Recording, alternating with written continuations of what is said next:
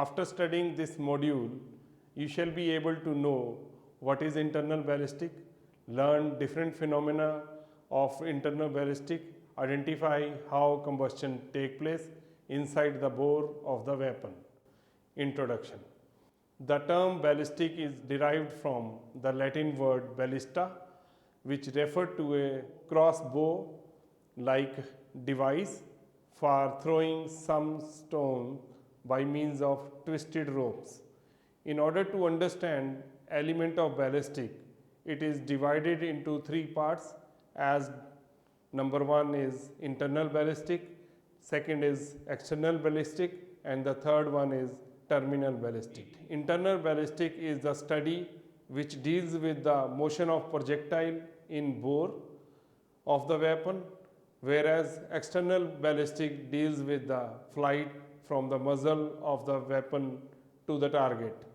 This indeed is terribly complicated subject involving parameters such as shape of the bullet, sectional density, atmospheric conclusions, and even rotation of the earth in larger caliber weapons.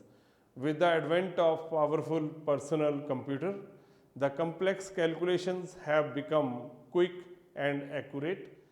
The terminal ballistic deals with the behavior of missile once it reaches the target, such as wounding capability, and include its performance in water, soil, brick, concrete, wood, and other bullet resistant materials.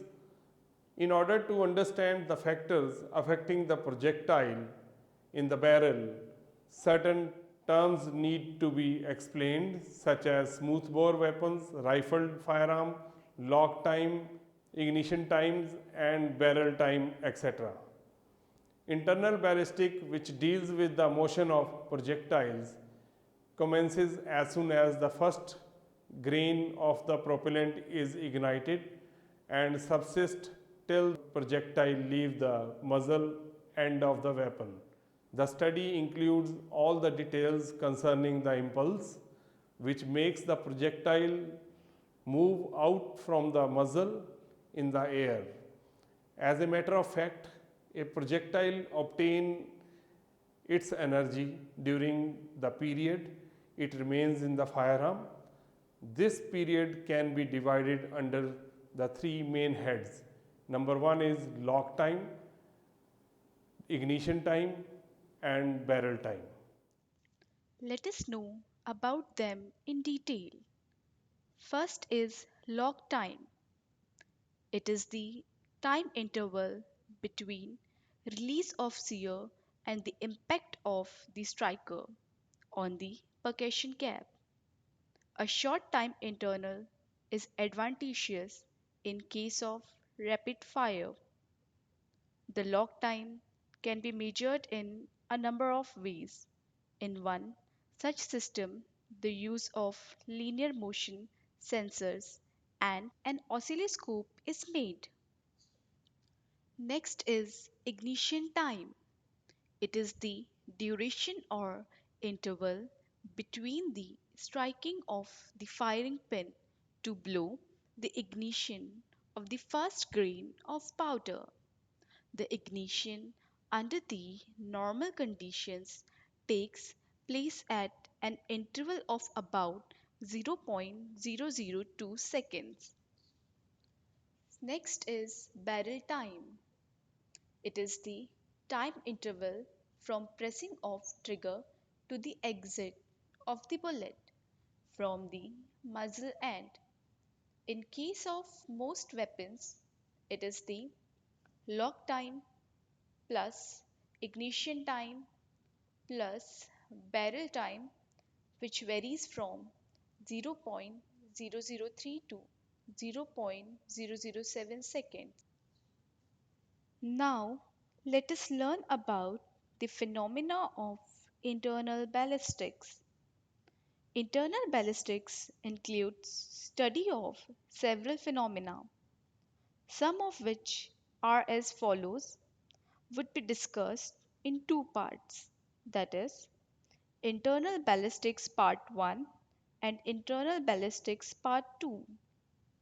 Let us learn about them.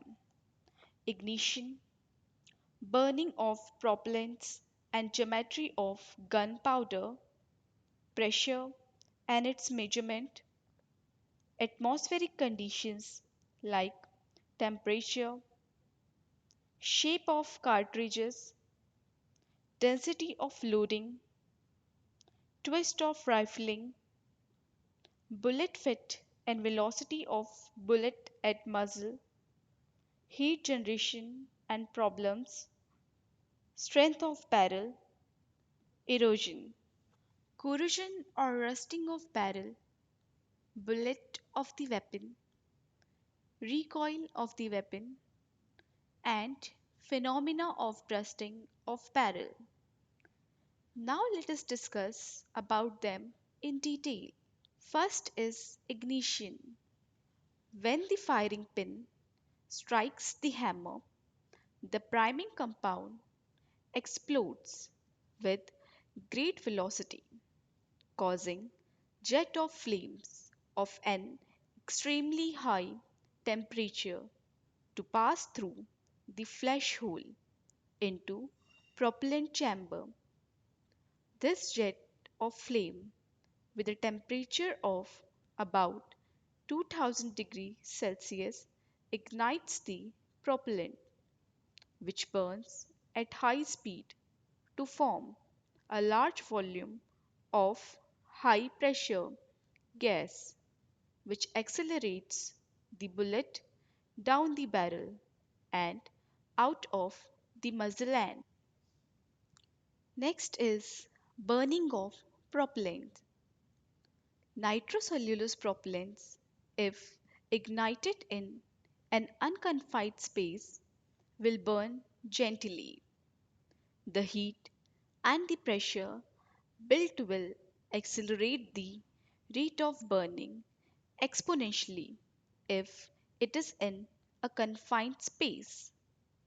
The products of combustion in case of nitroglycerin are nitroglycerin is equal to the carbon dioxide plus water vapors plus oxides of nitrogen plus nitrogen and the heat. 1 gram of nitroglycerin will produce 1000 cubic centimeters of gases at normal temperature, that is 0 degrees Celsius, and pressure 760 mm. The heat given by the reaction is also tremendous but 1000 calories. The temperature may cross 3000 degrees Celsius.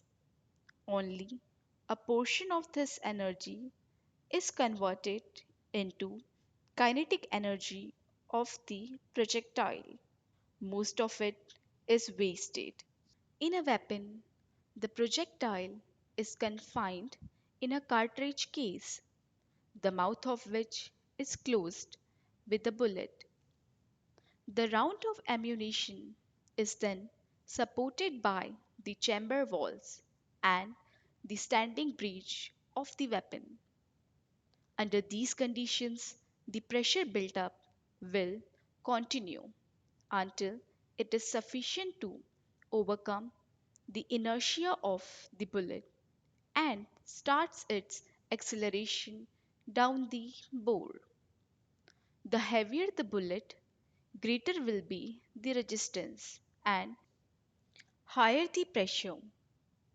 When the propellant burns, it gives rise to gases and they remain confined completely within the cartridge case, and pressure is exerted equally on the base of the cartridge, its wall, and the base of the bullet. Once the bullet starts to move, the volume filled by the gases increases and the pressure starts to fall in accordance with the gas laws. In modern propellants, moderating the propellant grains can compensate this fall in the pressure. This modernization involves the addition of grains.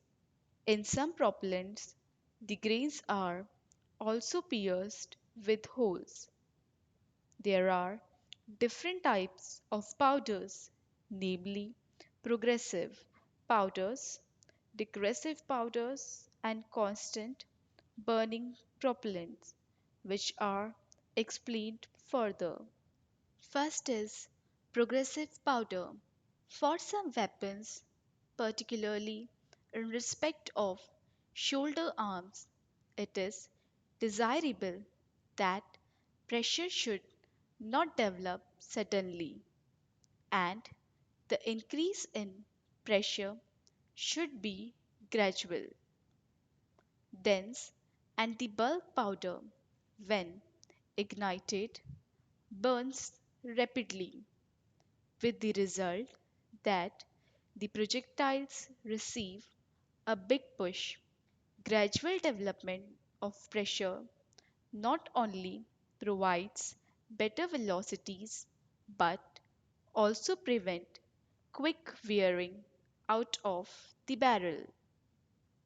Progressive powders are manufactured to suit the needs of a particular weapon by controlling the shape and size of powder grains.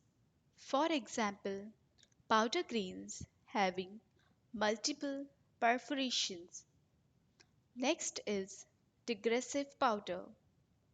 In the case of digressive powders, the shape and the size of grains are kept such that as burning of propellant progresses, the rate of burning goes on decreasing. For example, non perforated powder grains. Next is constant burning of propellant. In this type of propellant, the powder grains contain a single perforation and the total surface area of burning at any instant is constant. For example, single perforated grains. The modernization of the propellant grains no doubt has an effect on changing the rate of burning as the propellants are consumed. As a result of this, the internal pressure does not drop so drastically once the bullet begins to move. The moderation of the propellant has to be carefully regulated to ensure that they are totally consumed just before the bullet reaches the end of the barrel. Any propellant which is not consumed before the bullet exits the barrel will result not only in low efficiency rate for the cartridge but will also produce a large muzzle flash which can be extremely disconcerting when firing at night as it has the effect of destroying the shooter's night vision. Next is geometry of gunpowder. Burning of propellant is a function of geometry of gunpowder. Certain terms concerning burning are explained further. First is combustion. Take place when the reaction of the burning propellant or substance arise out of its contact with the air in an open space. If The reaction takes place in an enclosed space. The space should be larger enough for the heat generated to be dissipated, and the gases produced will disperse without generating any significant increase in the pressure. The spreading of fire is brought out by gradual heating of the surrounding area. Next is deflagration. It includes rapid and violent burning and is intermediary step between gradual combustion and detonation. This is caused by the acceleration due to gradual heating up or by the increased pressure of the gases produced by decomposition of the mass according to conditions prevailing in the explosive system. Next is detonation.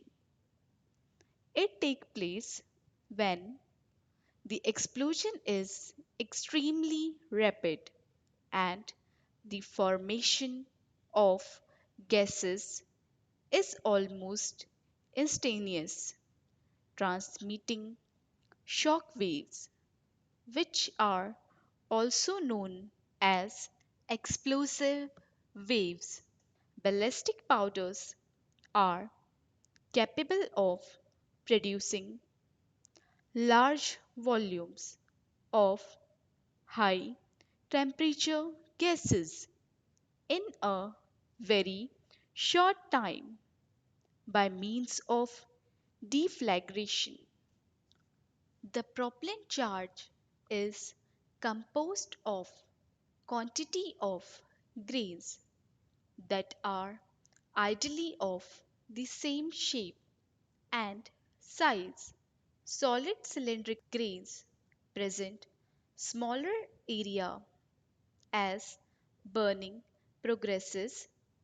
Cylinders with certain perforations along their length presents nearly a constant surface, and propellants of this shape are called as constant burning propellant. With multiple perforations, the amount of propellant burned increases as burning progresses.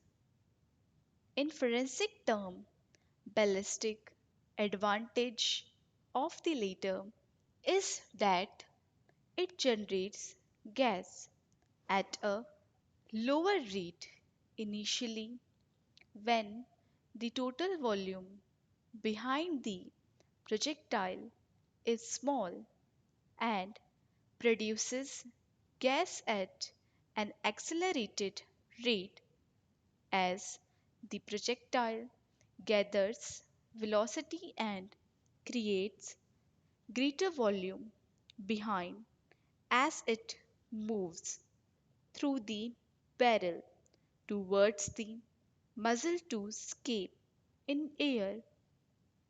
Next is combustion of propellants and barrel length. There are wide variations in the rate of burning of the powders. Some powders burn quickly while other burns slowly. Various firearms require different burning rates. For example, in pistols and revolvers, a very quick burning powder is needed so that the powder is converted into gases before the projectile is pushed out of the short barrel of the firearm. If slow burning powder is used, the projectile will not acquire the desired velocity. Likewise, if quick burning powder is used in long barreled firearms, the projectile will not receive sustained pressure. Consequently, for the maximum pressure, the projectile will have a lower velocity. If a powder with appropriate burning rate is used, the projectile can be given higher velocities for the same maximum pressure. The rate of burning has to be related to the length of the barrel. The pressure in the firearm cannot be increased beyond a certain limit, and the limit is determined by mainly the strength of the barrel and action of the firearm to withstand the pressure. Next is atmospheric temperature. The ammunition is manufactured to give the desired velocities and pressures at a particular atmospheric temperature. If the temperature differs only slightly at the place of the use, the ballistic aspects are not seriously affected. If temperature variations are substantial, example in Ladakh or in Rajasthan desert, they affect the ballistics aspects of the ammunition. In hot places, the pressures developed by excessive and the firearm may burst. In cold places, the ammunition may develop low velocities. Indian Accordance factories manufacture most of their ammunition with a temperature tolerance of 52 degrees Celsius to 72 degrees Celsius. It has been found that the variation in the velocities because of the temperature is about 1 meter per second per degree centigrade. Next, we will learn about the shape of the cartridge case. It has been observed that if there is an abrupt junction of the neck and the case, the rounds develop greater pressure for the same quantity of powder. The combustion is more uniform. It appears that abrupt neck joint deflects the hot gases inward. The hot gases quickly ignite the powder charge in every nook and corner. Thus, correct initiation and complete combustion of the powder charge takes place inside the cartridge. It reduces excessive heating and wear and tear of the barrel. Next is heat problems and combustion of propellant. During the combustion of propellants, the temperature often reaches to 3000 degrees Celsius. The steel barrels of the firearm easily melt at these temperatures. If gases at this temperature remain in the barrel for any appreciable time but Fortunately, the time for which the hot gases are in contact with the barrel is about 0.001 second. Therefore, the high temperature does not create the havoc which is otherwise expected. Instead, there is a gradual erosion called washing of the barrel due to continued flow of the hot gases. They carry away metal slowly but surely. Both the aim and the range are considerably affected by the increase in the diameter. The repeating firearms, that is, automatic or semi automatic, are eroded more quickly. In these, the barrels do not get sufficient time between the shots to get cooled. The erosion at higher temperatures is greater. The use of nitroglycerin powders, which result in higher temperatures, wear out the barrel more quickly. The lead of the barrel is the first part to be affected in the firearm. A widened lead greatly affects the accuracy of the projectile. It facilitates the escape of the gases and consequently a portion of the energy is wasted. Gas cutting is another phenomena observed in extensively used firearms. The outrushing hot gases at certain points, either due to some deformity in the projectiles or erosion of the lead, come out in the form of jets, which create furrows. These furrows attain greater width and depth with the passage of time due to the ever increasing volumes of gases rushing through these channels. Next, we will learn about the density of loading and combustion rate. Load density is the percentage of the space in the cartridge case that is filled with powder. In general, loads close to 100% density or even loads where sitting the bullet in the case comprises the powder, ignite and burn more consistently than lower density loads. In cartridge surviving from black powder era, the case is much larger than is needed to hold the maximum charge of high density smokeless powder.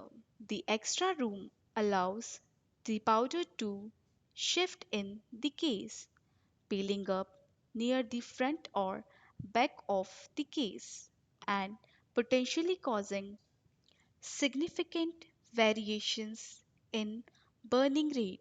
As powder near the rear of the case will ignite rapidly, but powder near the front of the case will ignite later. This change has less impact with the fast powders.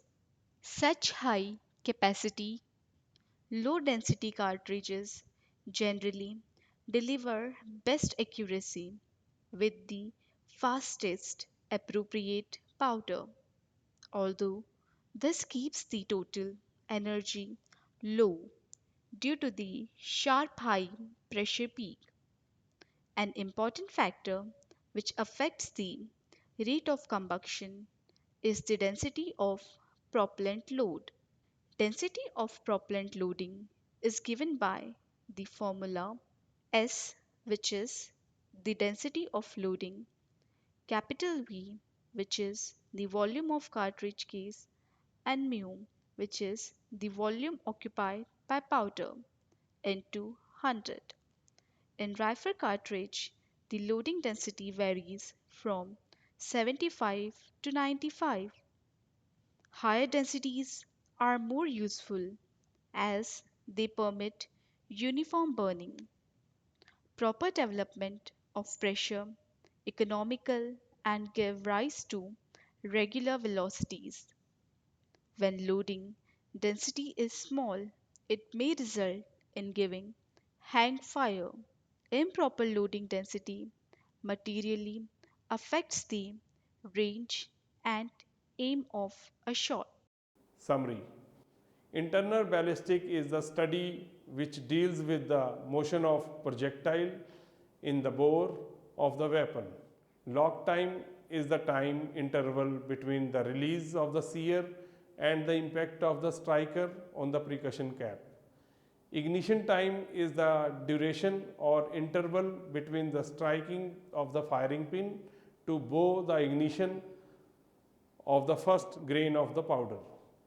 The barrel time is the time interval from pressing of the trigger to the exit of the bullet from the muzzle end. There are different types of modern propellant, namely progressive powder, digressive powder, and constant burning propellant. There are different factors which affect the combustion rate of the propellant, such as barrel length, atmospheric pressure, density of loading, shape of cartridge, etc.